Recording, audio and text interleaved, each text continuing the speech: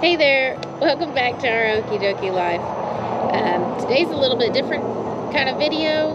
We're in Pryor, Oklahoma. We attended a workshop at the Okie Homesteading Expo. I did a fermenting class taught by Stacy from Offgrid with Doug and Stacy.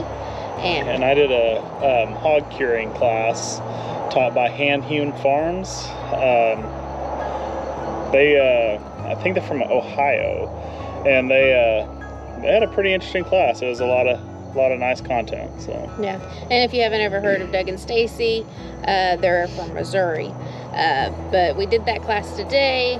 Learned a lot of information. It was tons of information. It is exciting to learn.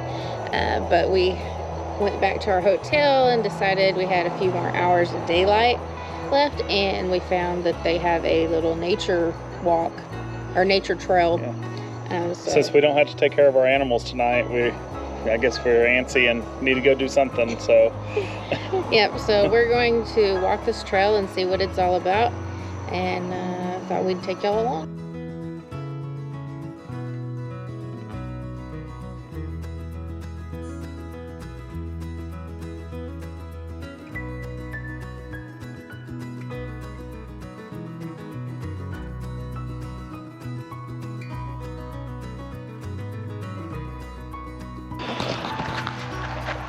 So in true fashion for us, we didn't really do any research. We're just like, ooh, a trail, let's go see. We're at a crossroads, and we're not exactly sure which way to go. So if we get lost, call the cops for us.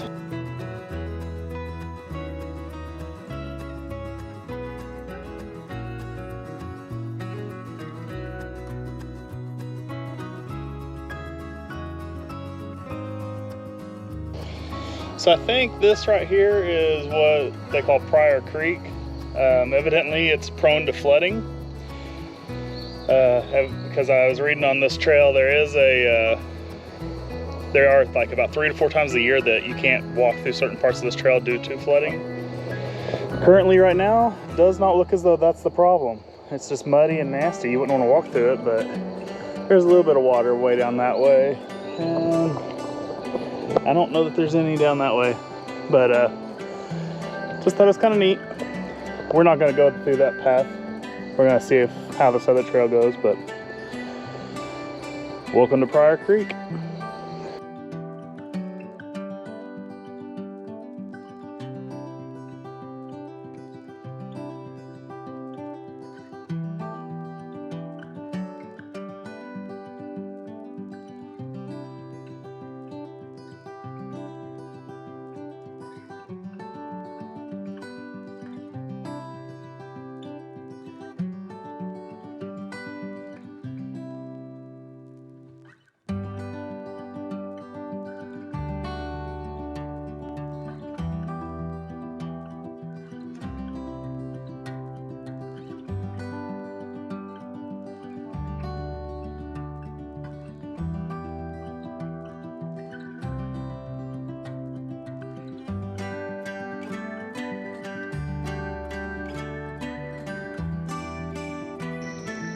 Okay, we think we're at what they call Troll Bridge, which is kind of almost 3/4 of the way point for this trail. And we just decided we're starting to run out of daylight, and we probably want to start heading back.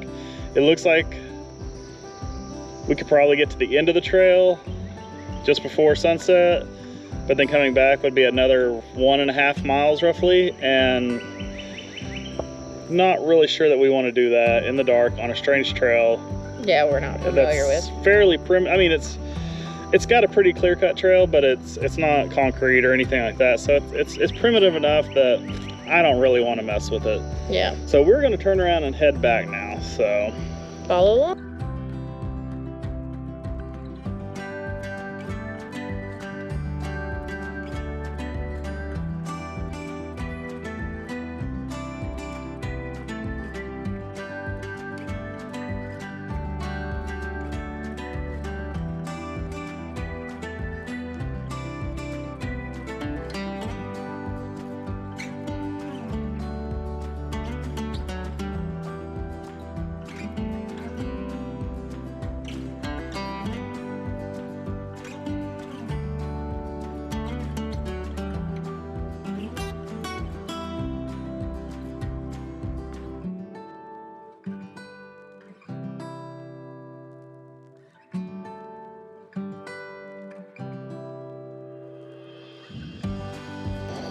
All right, so we finished what we were gonna do for the trail.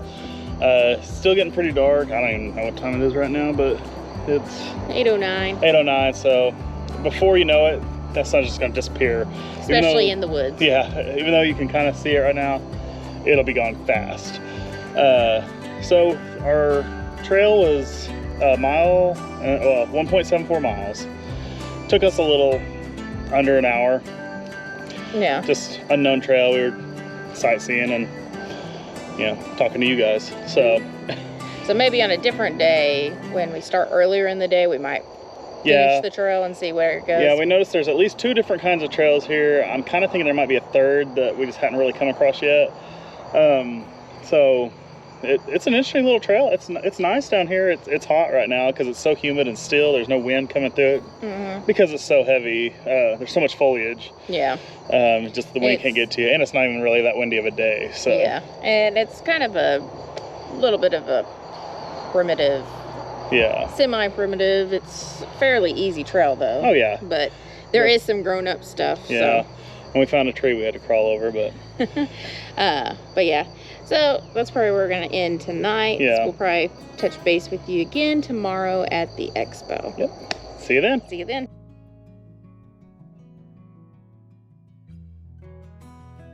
We're back here at the Okie Homesteading Expo.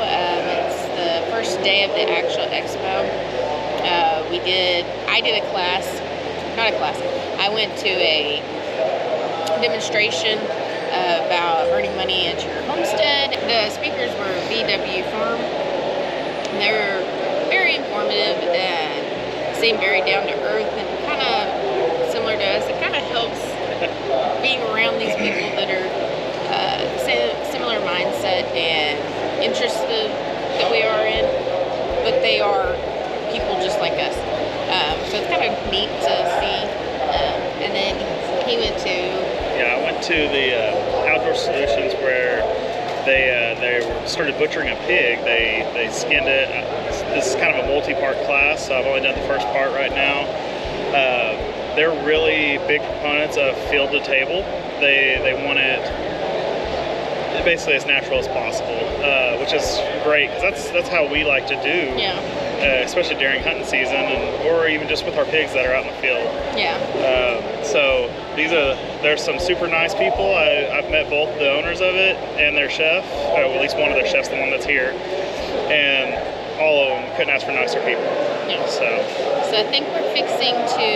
We just got finished eating. They had several food trucks here, and I'm sure tomorrow, for the second day, there's going to be even more food trucks. But we ate at the Mexican food truck. yeah, I think I can see. I can't see what brand it was. So. Yeah. But it was really good.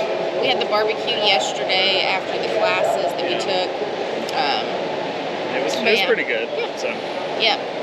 And but I think we're fixing to go jump in another session.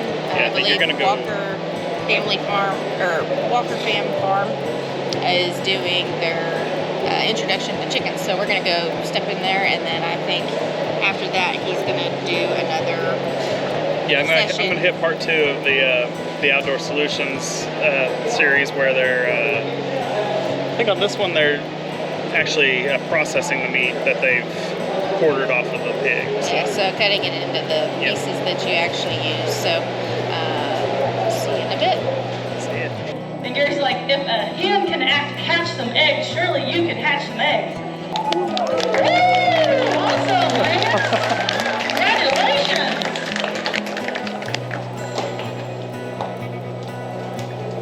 All right, Gray's left. Who's it gonna be?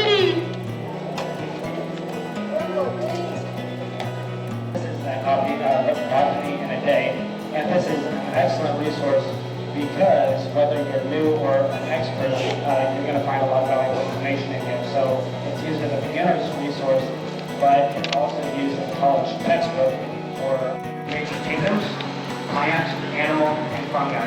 We do a lot of plant identification walks on our property and other people's property. We've also done fungi tests as well, and fungi identifications. I'm kind of a fungi myself. But, you know, going on from there. First thing we do at Cal is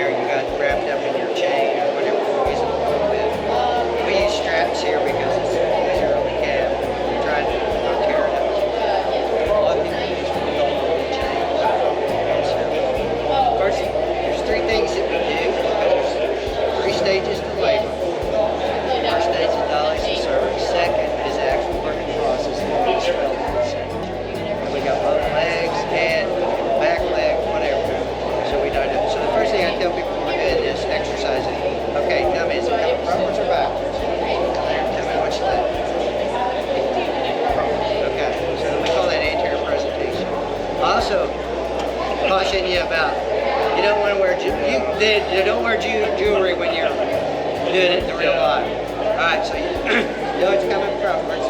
Enter position. Next is positions. Right side up or upside down. Right side up. Okay.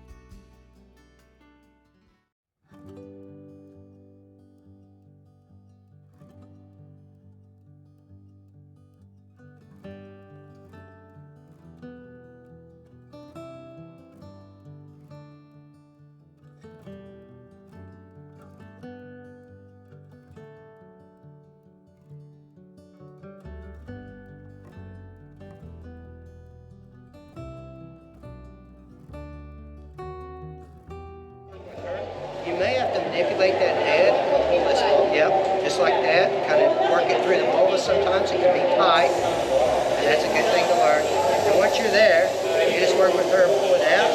Once the head's pointed down, you can pull down at that point. I don't pull down until I know the head's out and it's coming out. I try to soften the blow. I had an elk on the ground, where I hunt, there's no winch and there's no tree big enough to hang an elk. So I had to do it on the ground, but the concept is the same. And when we get into breaking these muscles down, we're actually going to get into really taking some of these apart and looking at muscle ID or meat identification. On a little pig like this, I wouldn't use the flat iron steak because it's going to weigh like 4 ounces. So I wouldn't even worry about taking it out, basically. Except that right there, those are the tenderloins. They're the most tender cut on the animal. And I always take them out first, because where I hunt, if I leave them in and go get pack frames and come back, the magpies and the camp robbers know exactly where that is, and it'll be gone. And I know I'm talking from experience. I got back and I thought, where'd they go? And there were no tracks in the snow. Those birds pecked them out first.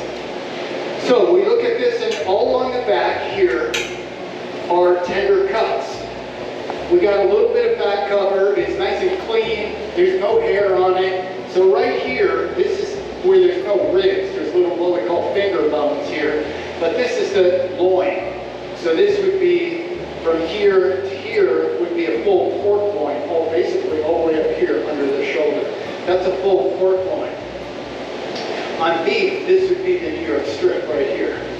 And if we cut steaks right through here, we would have the New York on one side, the filet mignon or the tenderloin on the other side, and we would get porterhouse right here and T-bones right here if you were splitting and you had to salt.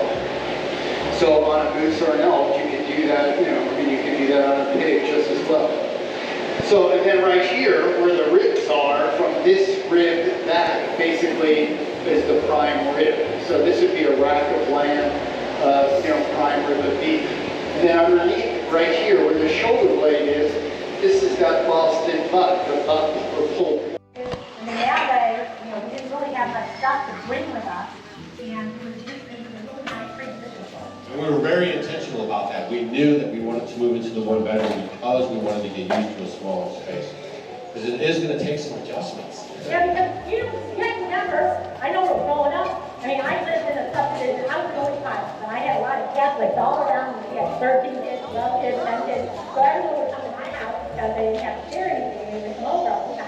And so everyone would share food. I mean, you guys know, well, not for a lot of you guys, everyone didn't have their own bed.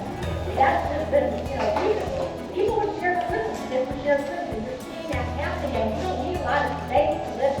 You don't have to have a big house. I mean, I'm so happy. My house is big. I mean, I still complain now that I have seen it, but I went from like a 3,000 square foot house to a 600 square foot house. It's still, I still have seen it, but there's not as much clean and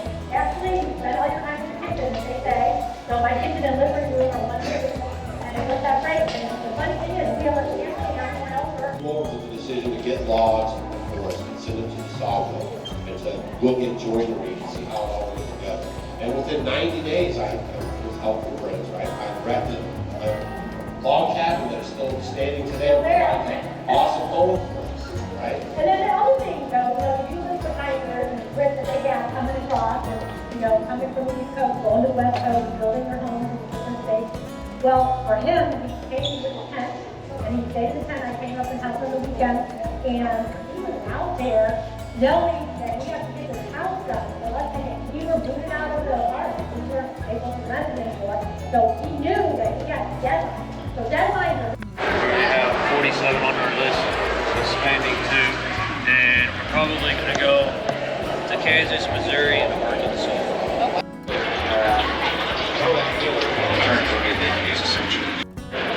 That's what we plant. In about 2 days, that gets to about half of the size. And so these ones are actually a little taller. This one about You guys who've done it like a community vibe.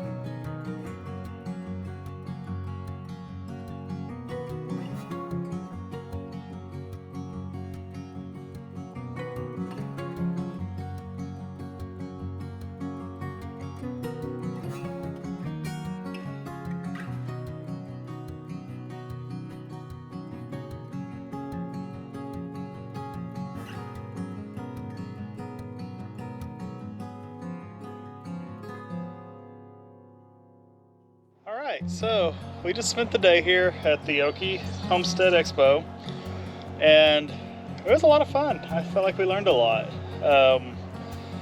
It wasn't crazy crowded, but there were a lot of people here, and I think tomorrow will be quite a bit busier. Yeah.